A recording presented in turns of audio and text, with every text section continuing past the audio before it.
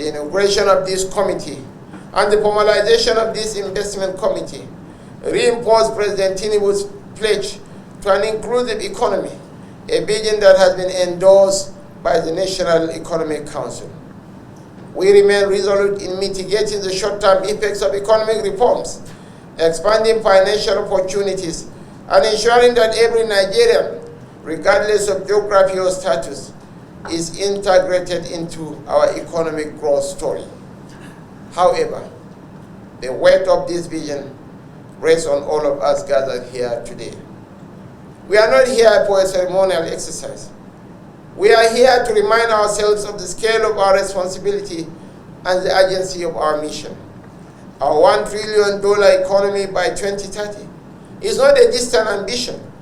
It is an achievable goal, one that requires strategic execution, innovative thinking, and unwavering commitment. I urge every member of this committee to bring their expertise, passion, and diligence to this task. I call on our investors to place their confidence in us, knowing that every resource committed will be leveraged to build a more inclusive and prosperous Nigeria. On this note, on behalf of my principal, President Bola Ahmed Tinubu, it is my singular honor and privilege to officially inaugurate the Presidential Committee on Economic and Financial Inclusion to commence the operationalization of the ASO Accord initiative and formally sign the investment commitment that will drive this implementation. Thank you, and God bless the Federal Republic of Nigeria. Use this opportunity to thank immensely the Vice President for this seal of recognition. The economic and finance inclusion for me, are veritable pathway for growth and inclusive prosperity. After all, we are only largely as strong as the weakest among us. And I get to be asked often as a governor, how have you been able to increase your revenue exponentially over the period you've been in government? And by the way, we've had to increase our IGR over 1,000% from 30 billion naira to today over 500 billion. And for us, I will tell you, so there are two things here. Economic inclusion, what it means to us is that we cannot grow our economy at the expense of our common humanity. So which means that we have to carry the weakest among us. We have to design programs and policies that target those vulnerable ones, those very weak ones among us. Then, of course, financial inclusion. And that is where I'll be hoping to charge the private sector to come up with a product paper that would see huge investment in the digital infrastructure and also increase the fintech footprint and penetration. That way, we're able to essentially provide financial services to those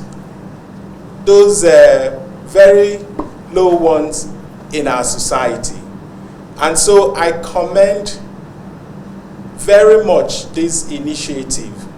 I commend the President of the Federal Republic of Nigeria, President Bola Ahmed Tinubu, for this great initiative. And I see it, as I did mention earlier, as a veritable platform to achieve our growth. Because the only thing we've done in Enugu to increase our revenue, our IGR, is essentially making sure that we ensure that everybody comes into the financial service. We have not increased our tax rates, we have just expanded the net to bring in everybody. And it's not going to happen because we wish it to happen. We're going to have to design programs, policies for that to happen.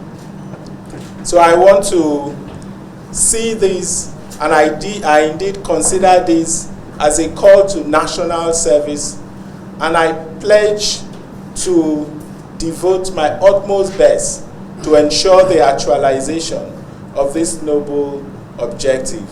Once again, I thank the Vice President for nominating me to serve in the Governance Committee. God bless the Federal Republic of Nigeria. Thank you very much. While Governor Mba was giving his remark, our people who were financially included to completely be excluded.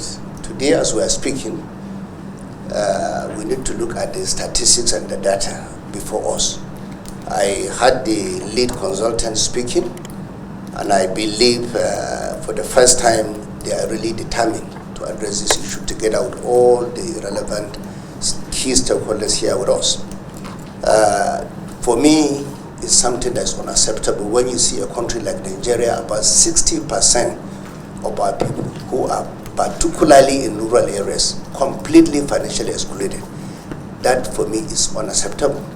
And that is the reason why, despite the fact that this current government have done a lot in trying to address social issues in Nigeria, we've seen a lot of initiatives by relevant government agencies, ministries toward addressing the issue of poverty. But to this moment, we have not been achieving much result, because it's either most of those efforts are going to the wrong people, or at all, they are not working completely. Because we're in a country where we have people that are living below the poverty line, almost 70%. That was the last statistics before us. And I believe if we address this issue effectively with the leadership given to us by His Excellency the Vice President and all the stakeholders sitting here today are committed and determined, I have no doubt in my mind we will address this problem within a very short time. Again in Kaduna, that was the reason why when I came in as the governor in April last year, we signed executive order. Our first executive order was on financial inclusion. And we looked through, we realized that 3.5 million of our people, particularly those in the rural areas who are financially excluded, those people, you can say they're vulnerable, underserved, and poor within our society. But today I'm happy. As a government, deliberately, we embark and aggressively put a committee that today we have open accounts for 2.2 million people that were financially excluded when we came in. And that is the reason why I can say clearly a lot of people are benefiting from social investment support, either from the federal government or from Kaduna State government. That is the way to go. We have not been able to achieve our goal of 3.7 million or 3.5 million because of some factors. But today I'm happy. I've seen NIMSI here. I've seen the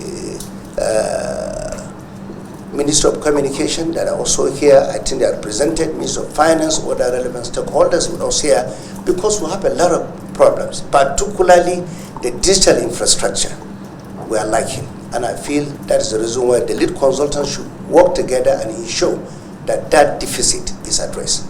The second thing is, which is key also, is network connectivity. You cannot address this problem. Today, as we are speaking, Nigeria is one of the most cashless countries in the whole world.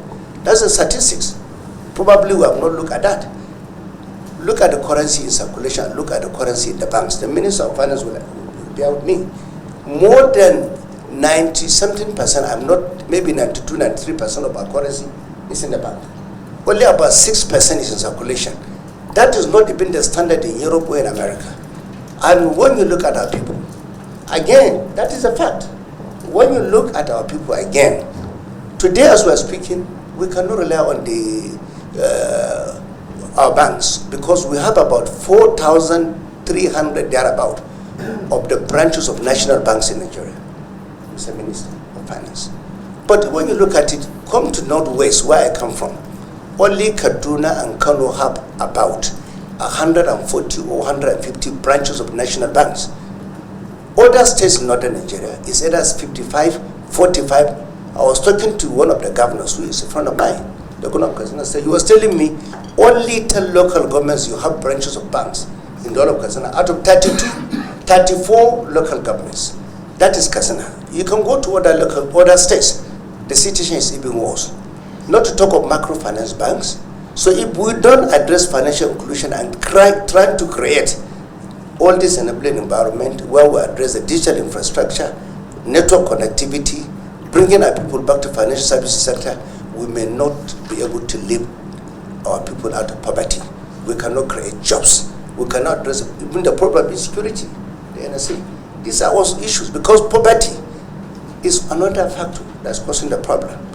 And I think we need to address that as soon as possible. That's why I want to finally again commend the leadership of the Vice President. If we have had this kind of meetings years ago, some of us raised this issue many years ago. I was in the Senate with my leader and my boss, the Vice President, His Excellency in the 9th Senate.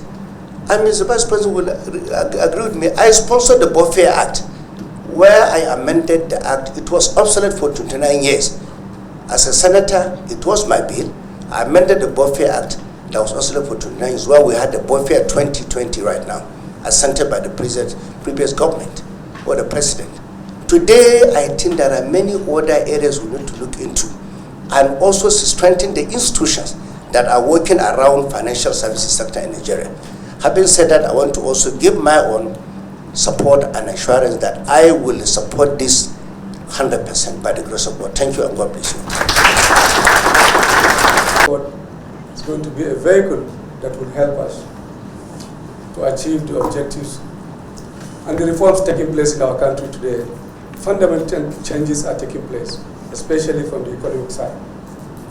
And indeed, All what we are trying to do is how we can improve the lives of our own people.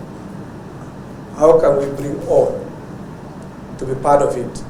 How can we make Nigerians be the winners and the beneficiaries of all what is going on and what is taking place today?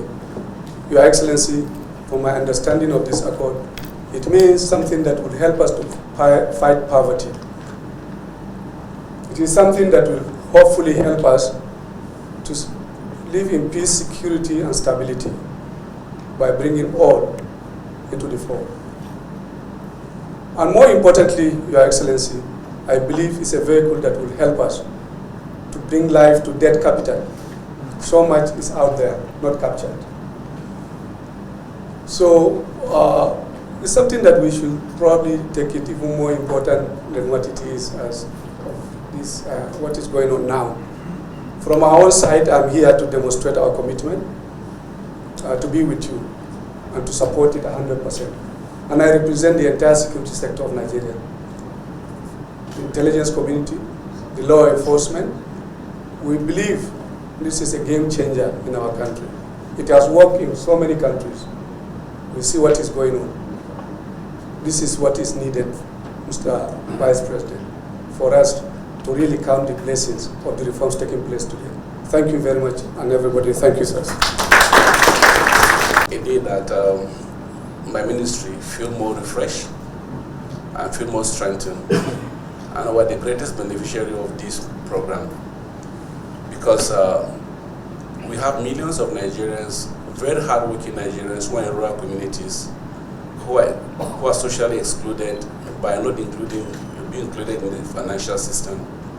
And a lot of them cannot get credit, cannot access any financial assistance and support.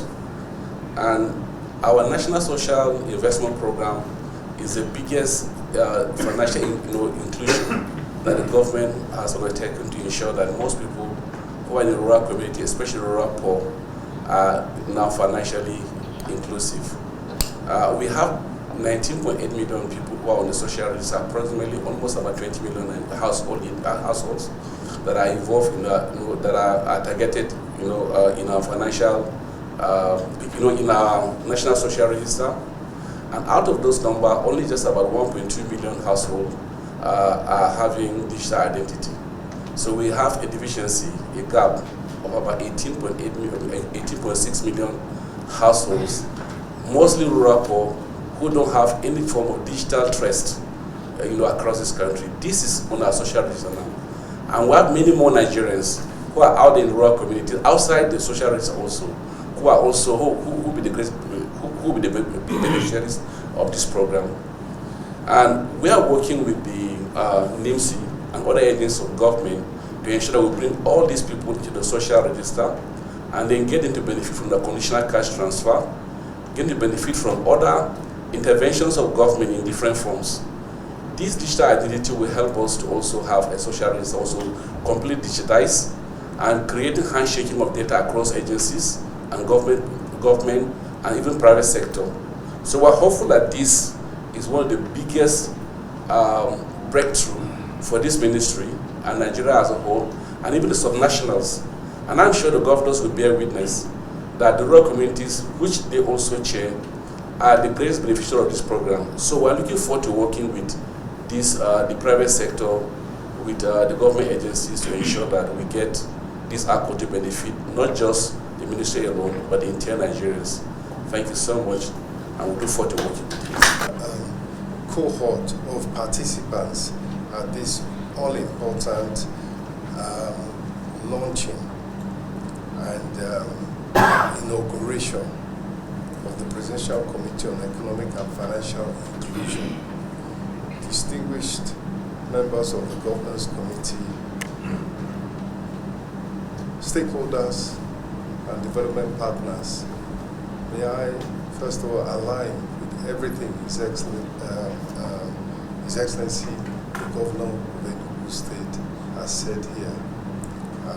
He encapsulated the spirit, the ethos, and indeed the objectives of why we are all here.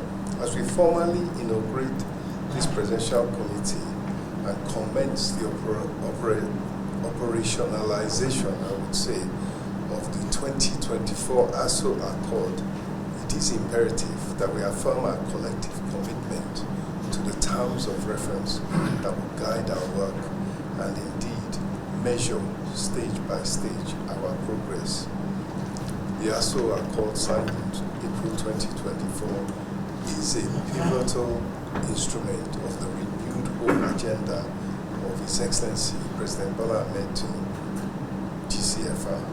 It's designed to drive inclusive growth by ensuring that every economically active Nigerian has access to essential financial services.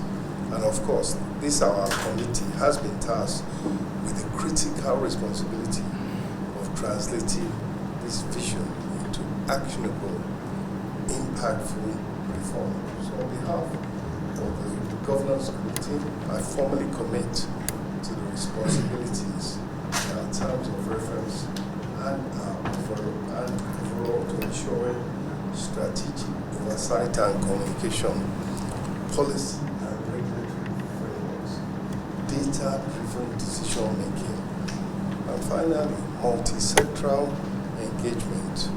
And of course, we recognize here the role of public-private partnerships in achieving our objectives and